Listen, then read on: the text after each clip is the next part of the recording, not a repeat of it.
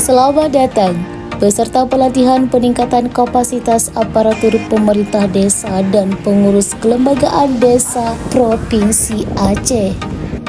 Acara ini berlangsung di sebuah hotel yaitu Oasis Aceh Hotel berada di Kota Banda Aceh, Kecamatan Luang Bata. Buat teman-teman yang penasaran seperti apakah acara ini berlangsung, jangan lupa ditonton videonya sampai selesai. Terima kasih.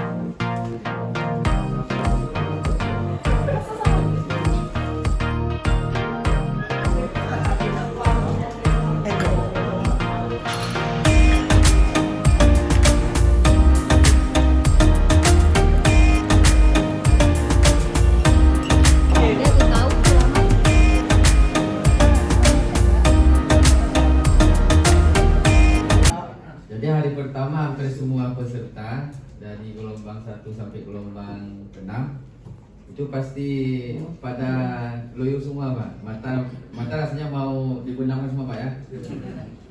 Tapi yang namanya kita sudah diberi amanah, Pak, untuk hadir di sini mengikuti pelatihan ini selama 4 hari. Jadi kita gunakan sebaik mungkin. Kalau saya, Pak, Edi Irfan saat ini bertugas di Dinas Komunikasi, Informatika dan Persadiaan Aceh, Pak. Kemudian bertempat tinggal di Langsupeng, Banda Aceh. Dan yang sementara yang hotel di Lubata ini memang tempat kelahiran saya, Pak. Nama saya Erianti. Saya bertugas di kantor KB Aceh Besar, Bapak Ibu. Saya pernah bertugas juga di DPMG Kabupaten Aceh Besar. Assalamualaikum warahmatullahi wabarakatuh. Kenalkan, kami dari kelompok 4. Saya bernama Safrina, berasal dari Desa Langkuta, Kecamatan Kuta Makmur, Kabupaten Aceh Utara. Saya berperan sebagai Ketua PKK di Desa Langkuta. Di samping saya ada Bapak Ali Muddin, berperan sebagai Sekretaris Desa Langkuta, Kecamatan Kuta Makmur, Kabupaten Aceh Utara. Dan sebelahnya lagi ada Bapak Jasmin dari Desa Menafa, Kecamatan Salang, Kabupaten Semulu. Terima kasih. Assalamualaikum warahmatullahi wabarakatuh. Bapaknya mana, Bu? Nih. Ada. Ya, nih. Udah diperkenalkan tadi. Udah, Pak.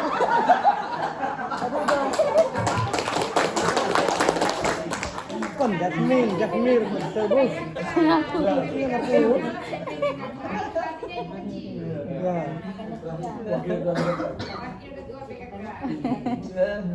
Assalamualaikum warahmatullahi wabarakatuh. Waalaikumsalam. Nama saya Desa Mulu Sumarto dari Kabupaten Semulu, Desa Panturnawe. Kemudian setelah kami koordinasi dengan kawan-kawan tadi, saya sebagai ketua katanya. Kalau jadi ketua kita nggak bisa nolak. Kemudian namanya sudah takdir yang bulat, sudah takdir jadi ketua. Walaupun kita bersembunyi di dalam peti, namun kita tetap dipilih menjadi ketua. Padahal kami maunya tadi Ibu Sabrina ya, karena cuma satu Sri Kandi yang menjadi ketua kelompok tadi bisa kita angkat menjadi ketua kelas. Namun juga dengan hasil kesepakatan beliau juga termasuk pengurus ya dalam ketua kelas kita, juga memberikan nantinya kesepakatan hasil kesepakatan kita pada hari ini. Jika memang misalnya terlambat masuk apa yang kita buat sanksinya, dan begitu juga nanti jika cepat pulang ya, jika cepat pulang apa yang kita berikan sanksinya. Lewat dari 15 menit maka kita akan disanksi nyanyi atau lain-lain sebagainya. Itu pakaian boleh bebas, yang penting rapi Pak. Khusus untuk yang bapak-bapak jangan pakai oblong. Boleh bergerak, jangan pakai oblong tanpa gerak, jangan. Kemudian yang bawa sepatu tolong pakai sepatu Pak. Karena apa Pak? Nanti kan ada di hari-hari tertentu datang pengawas dari Kemendagri, mereka terlihat. Kemudian Pak, yang selalu diingatkan mereka pakai badge nama Pak, supaya kami juga tahu ini peserta.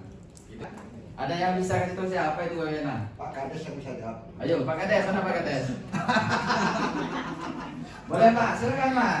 Terus. Salah nggak apa-apa, yang penting kita bersuara dulu. Salah urusan nomor belakangnya. Silakan Pak. Ya, apa wewenang? Kejar terus. Kalau menurut saya wewenang itu hak yang dimiliki oleh desa. Hak yang dimiliki oleh desa. Itu wewenang. Pakai contoh nggak? Coba ya. Coba Pak, ada contoh boleh? Iya. Misalnya keluarnya peraturan pemerintah nomor 10 kalau nggak salah tahun berapa kan? Nah, wewenang desa itu timbul, desa boleh mengurus pemerintahannya sendiri. Itu wewenang desa. Oke. Lain Pak Adang? Sedikit kurangnya Ya. Pak. Pertama, kewenangan desa itu adalah tergantung pada kepala desa itu atas dasar musyawarah, dan kemudian saat mengambil keputusan sedikit lupa. Oke Pak. Segala hak atau kekuasaan yang melekat pada seseorang untuk berbuat sesuatu, itu apa ingatnya? Jadi ada di situ ada hak dan kekuasaan. Bukti kekuasaan apa tadi? Pemilik tanah tadi Pak. Pemilik tanah dia punya kuasa untuk menjual tanah, untuk misalnya potong pohon yang ada dalam tanah tersebut dan sebagainya. Itu buktikan dia punya kekuasaan, punya hak. Sama di Bapak Ibu di pemerintahan desa nanti, baik sebagai Pak Keciknya, Wahapetnya, punya wewenang tadi. Nah, yang wewenang itu tentu sudah dibagi-bagi dia. Makanya Bapak Ibu harus paham benar dulu kalimat wewenang. Kan wewenang dia dari datangnya itu ada 3 yang melekat pada desa. Pada desa adat gitu juga. Pada desa adat datang wewenang juga dari 3 itu, dari hak asal usul, dari skala lokal tadi, dan dari penugasan pusat, provinsi maupun kabupaten kota. Sama Pak.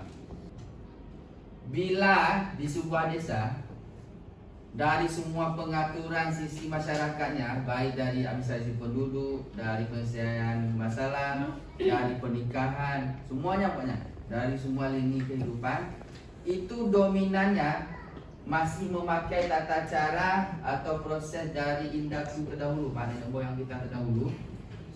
Kita tidak pakai aturan-aturan nasional, itu disebut desa adat. Dominannya adalah Kewenangan itu hari ini seolah-olah tumpang tindih.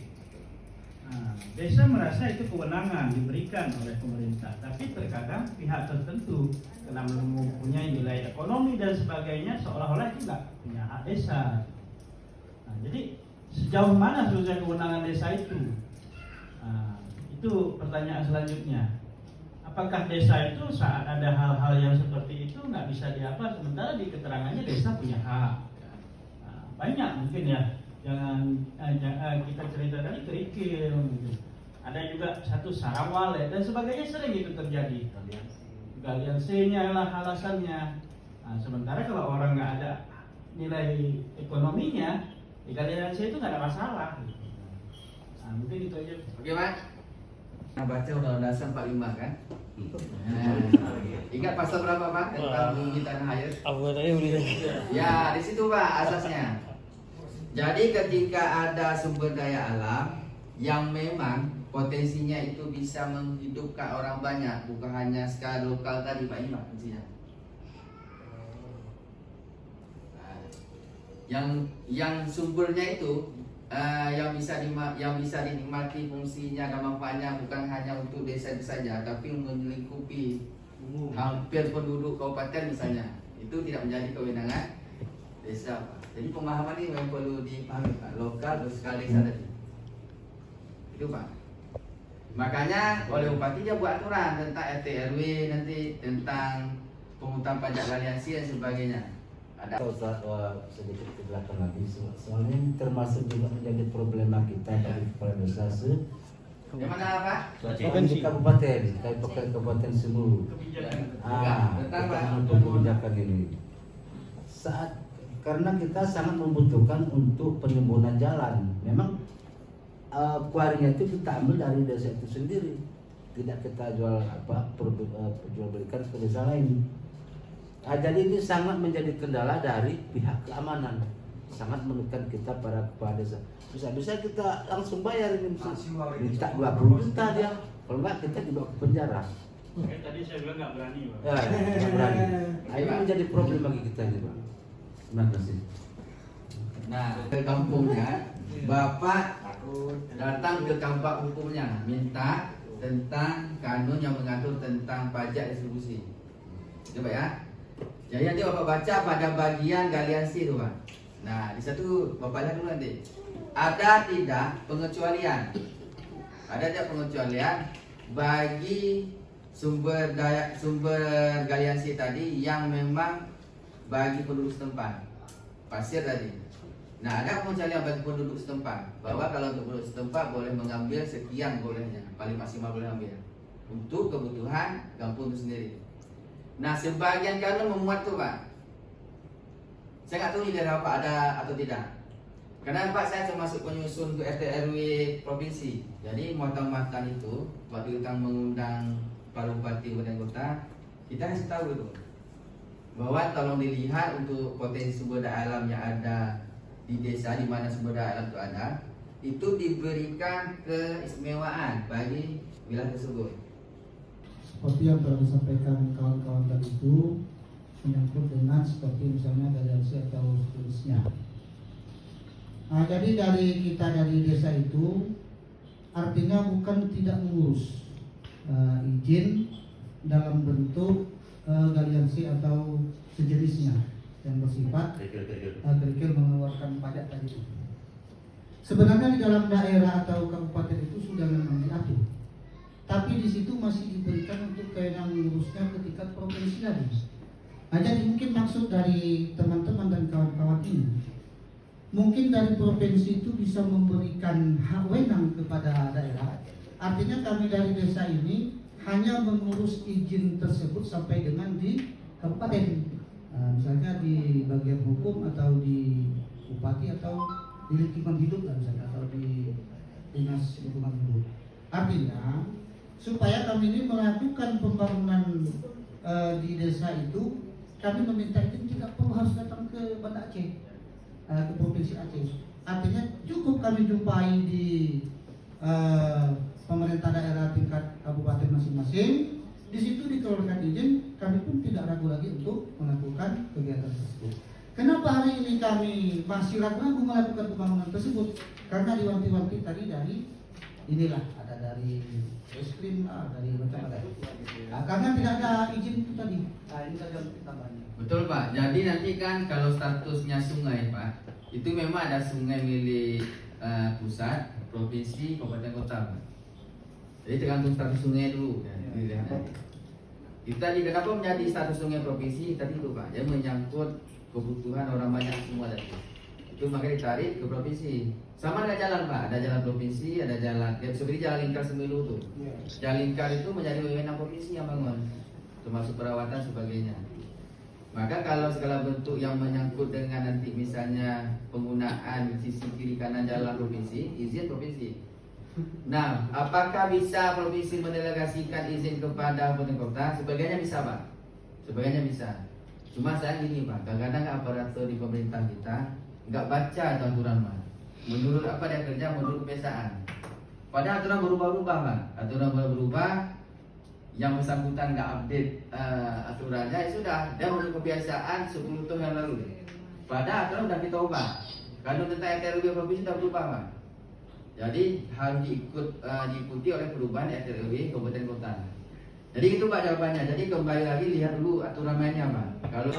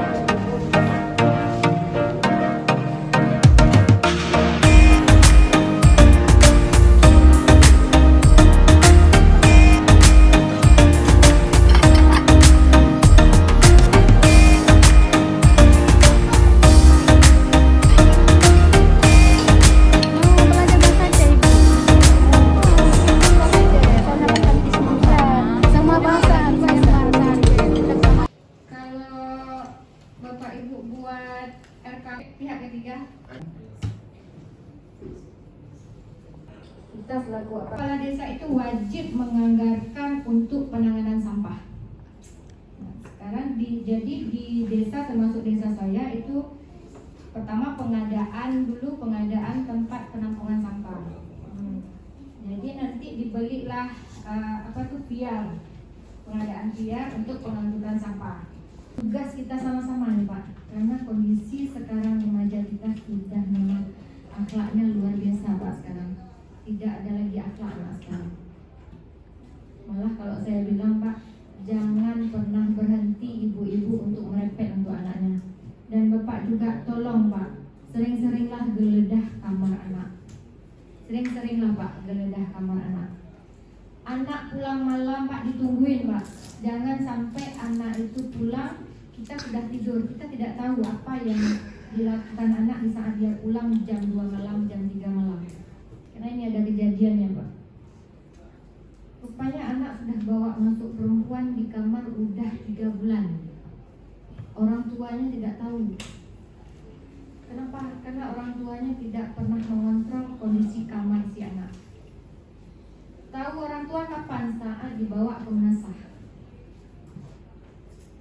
Padahal orang tuanya buat makanan pagi, bangun tengah malam buat makanan pagi untuk dipasarkan, buatnya di depan kamar anaknya. Tapi orang tuanya tidak pernah tahu kejadian itu sudah 3 bulan.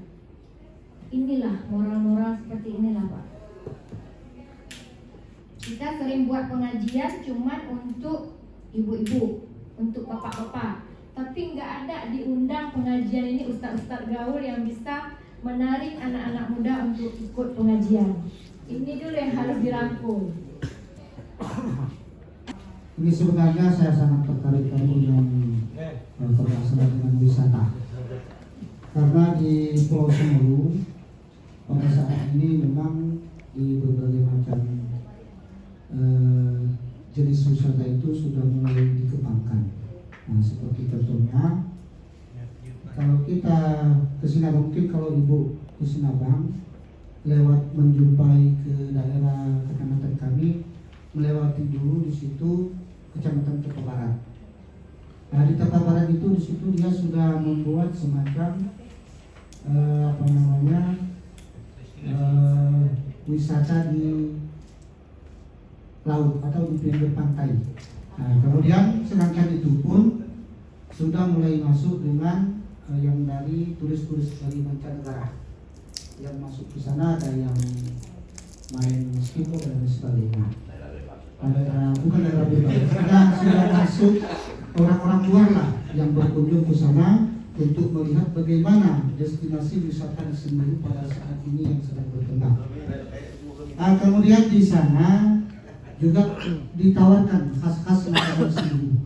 Nah, di sana mungkin lebih terkenal kalau bahasa kami mungkin kalau bahasa Indonesianya agak sedikit ini Ya, meme. ya, nah, tapi dalam bahasa kami di sana itu tidak jorok ya, berarti sana bahasanya tidak negatif.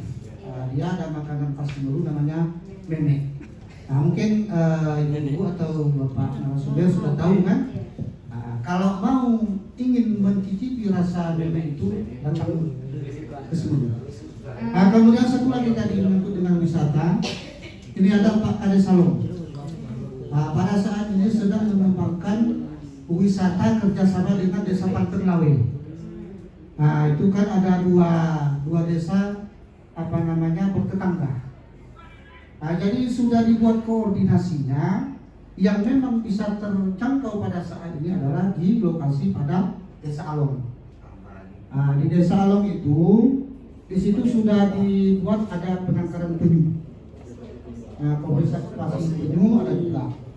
Kemudian semacam perahu-perahu yang tadi Ibu sampaikan itu sudah juga dilaksanakan.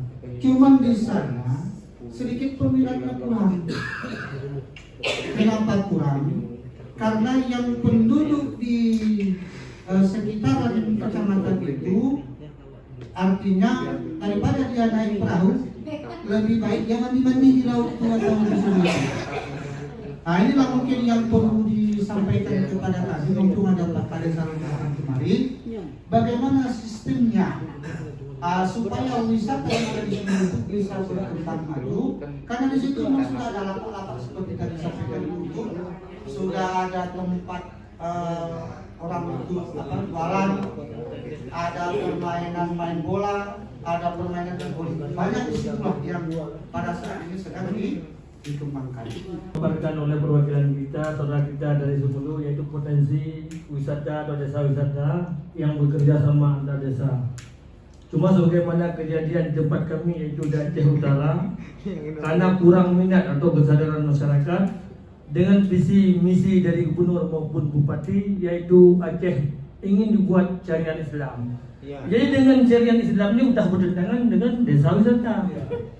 Karena yang dikunjungi oleh masyarakat kita dan pemuda maunya warung remang-remang. Dan kan dengan syariat ya kan, jamu kub, yang jamu duduk bertentangan dengan syariat. Yang disampaikan oleh Ibu Menteri itu juga untuk menyadarkan anak kita, masyarakat kita untuk ekonomi sehingga bertentangan dengan yang ingin digapai oleh pemerintah Aceh itu menegakkan syariat Islam.